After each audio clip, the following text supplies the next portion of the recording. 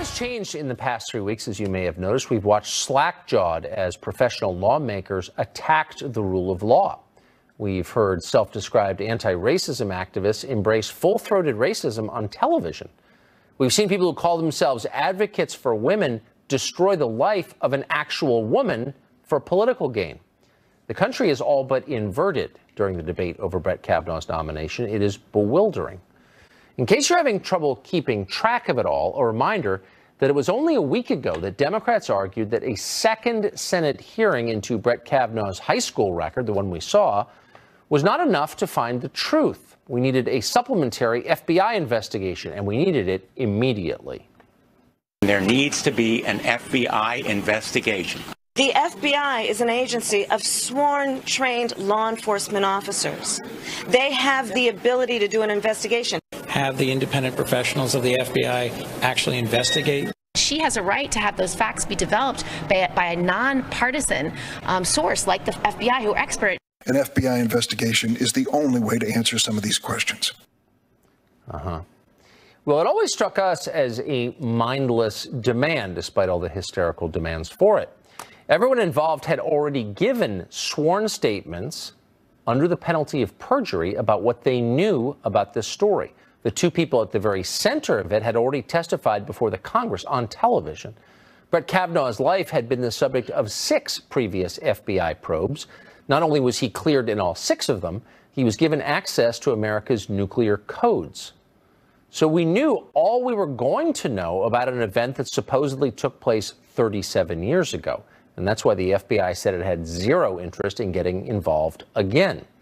And yet Democrats demanded a new investigation anyway, as you just saw. And then protesters screamed at poor Jeff Flake in an elevator in the Senate until he agreed with the Democrats. So we got the investigation. It was supposed to take a week. Everyone agreed on that, but it wrapped up in 6 days. Why? Because there was nothing to find. And almost 4 decades after the fact, there were very few people left to interview. Not surprisingly, in the end, the FBI did not corroborate Christine Ford's story. You know what that means, don't you? The FBI must be involved in a cover-up. Yes, a diabolical secret plot orchestrated with their very close allies in the Trump administration. That's what they're telling us. The very people who just days ago were telling us that the FBI is an ethically unimpeachable organization, the ultimate tiebreaker. Now, the FBI is part of the deep state. The investigation was very limited. This report is blatantly and clearly incomplete. Our fears have been realized. Our fears have been realized. This is not a thorough investigation. In your view, is this a fulsome and credible investigation? It's obviously a cover-up. Our fears have been realized. The FBI is working with the Trump administration. They always have been. It's a plot so secret, we believe the opposite is happening. How's that for clever? Others on the left say now what we really need is for Brett Kavanaugh to take a polygraph exam, because those are accepted by science. Senator Lindsey Graham of South Carolina pointed out that the lie detector likely just the first demand in a long list. Watch.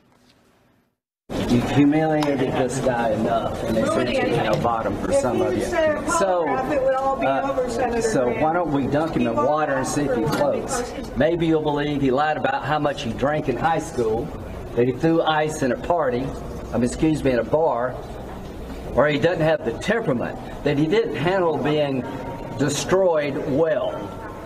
Enough already. Let's vote. Why don't we just dunk him in water and see if he floats? It was good enough in medieval France. You know the truth. Only one thing will truly be good enough: an investigation of some kind, or maybe a water dunking of some kind that lasts at least through January 3rd, 2019. That's when the new Congress will be sworn in. Of course, that's the real goal. It always has been. Fortunately, it looks like this ploy is failing. Win or lose, Kavanaugh's nomination will be voted on, it looks like, within a few days. It seems likely he'll be confirmed, but who knows? And we won't know until the moment the last vote is cast. Still, it's worth thinking about what the world looks like once this is all over, after Kavanaugh's confirmation vote. This is a new country now. What will it look like? Well, the left has accused President Trump of overturning norms and destroying institutions. But as always, that is pure projection. Whatever they're accusing you of is exactly what they're doing. The left just mounted a full assault on our justice system. They thought nothing of tossing out the presumption of innocence. You saw actual U.S. senators say things like, the accused has an obligation to prove himself innocent. They said that out loud. And then they tried to use the FBI as a weapon against their political opponents, and not for the first time. The Obama administration did the same. Think this will stop? Think again. We talked to Alan Dershowitz about the ACLU calling Kavanaugh a rapist without providing evidence that he is. Watch. In America, we don't allow people to destroy other people's reputations and careers based on an inference of guilt the way the ACLU now says. The ACLU says we should presume guilt, not presume innocence. Well, the ACLU became famous over almost 100 years by defending due process and free speech, especially for deeply unpopular people. That long and noble tradition is over now in the name of left-wing solidarity. The ACLU has been running an ad likening Brett Kavanaugh to Bill Cosby, even though they have literally nothing in common. Of course, Kavanaugh has not even been tried. Here it is. We've seen this before, denials from powerful men. I did not have sexual relations with that woman. I've never seen anything like this. I categorically and unequivocally deny the allegation against me by Dr. Ford. America is watching. And as we choose a lifetime seat on our highest court, integrity matters, and we cannot have any doubt. Senator Gardner, oppose the confirmation of Judge Kavanaugh. Fayez Shakir is the ACLU's national political director, and he joins us tonight. Mr. Shakir, thank you for coming on. Hi, Tucker. Thank you. This is a disgusting ad, obviously, but what's so distressing is that you ran it. Because this is guilt by association, the very thing the ACLU nobly stood against during, for instance, the blacklist period. Bill Cosby and Brett Kavanaugh have nothing in common, and yet you twin them in order to discredit Kavanaugh. How could you do that as the ACLU?